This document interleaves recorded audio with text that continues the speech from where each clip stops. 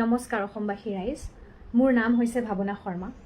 সেইদিনা মোৰ লগতনো আচলতে কি হৈছিলে মই নিজে কথাখিনি ক'বলৈ বিচাৰিছোঁ।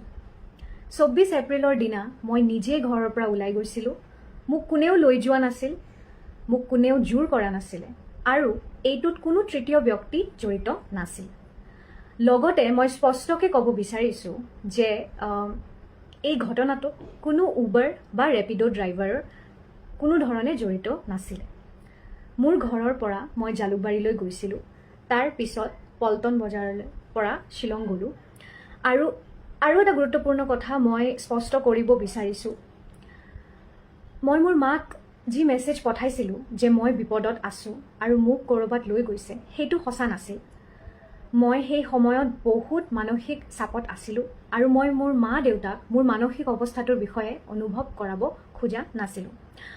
মই যেতিয়া শ্বিলং পালোঁ, মই নিজে এখন হোটেলত চেক ইন কৰিছিলোঁ। CCTV ফুটেজত এইটো স্পষ্ট আছে যে মই তাত অকলে সোমাইছিলোঁ আৰু মই গোটেই ৰাতি তাতে অকলে আছিলোঁ। সেই সময়ত মই মানসিকভাৱে ঠিক নাছিলোঁ।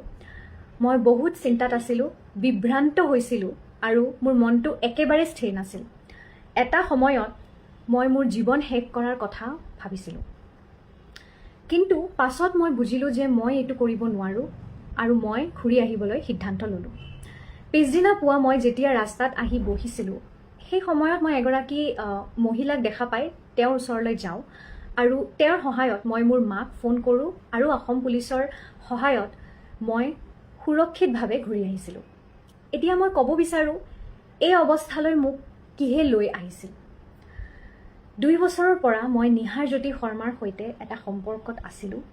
এই সম্পৰ্কটো দুয়োপক্ষৰ পৰিয়ালেও জানিছিল, কিন্তু সময়ৰ লগে লগে মই বহুত চাপ, ভয় আৰু ধমকি অনুভৱ কৰিছিলোঁ। মোক কোৱা হৈছিল যে যদি মই সম্পৰ্কটো এৰি দিওঁ তেন্তে মোৰ ব্যক্তিগত ফটো আৰু ভিডিঅ'বোৰ জনসমাজত প্ৰকাশ কৰা হ'ব। লগতে মোক এইটোও কোৱা হৈছিল যে মোৰ বা মোৰ পৰিয়ালৰ ক্ষতি কৰিব। এই সকলোবোৰৰ বাবে মই বহুত দিন ধৰি ভয় আৰু চাপত আছিলোঁ। মই এইবোৰ কথা কাকো ক'ব পৰা নাছিলোঁ, আনকি নিজৰ পৰিয়ালকো ক'ব পৰা নাছিলোঁ। 24 এপ্ৰিলত মই যি পদক্ষেপ লৈছিলোঁ সেইটো এই দীঘলীয়া সময় ধৰি জমা হোৱা ভয় আৰু মানসিক চাপৰ ফল আছিল। মই এতিয়া FIR দাখিল কৰিছোঁ আৰু পুলিচৰ সৈতে সম্পূৰ্ণ সহযোগিতা কৰি আছোঁ।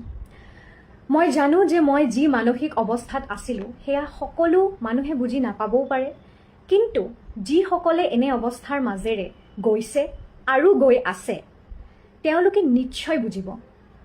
আৰু মই আন মানুহকো, মহিলা হওক, পুৰুষ হওক বা আন যিকোনো ব্যক্তি এনে অৱস্থাত থাকিলে অনুৰোধ জনাওঁ, দয়া কৰি নিঃশব্দে নাথাকিব। নিজৰ কথা কওক, কোনো বিশ্বাসযোগ্য মানুহ বা পুলিচৰ লগত কথা পাতক, তেওঁলোকে আপোনালোকক নিশ্চয় সহায় কৰিব। মই সকলোকে অনুৰোধ কৰোঁ, অনুমানৰ ওপৰত কথা নক'ব। এইটো মোৰ আৰু মোৰ পৰিয়ালৰ বাবে ইতিমধ্যে বহুত কঠিন সময়। এতিয়া মই মোৰ সুস্থতা আৰু আগলৈ আগবাঢ়ি যোৱাৰ ওপৰত গুৰুত্ব দিছোঁ।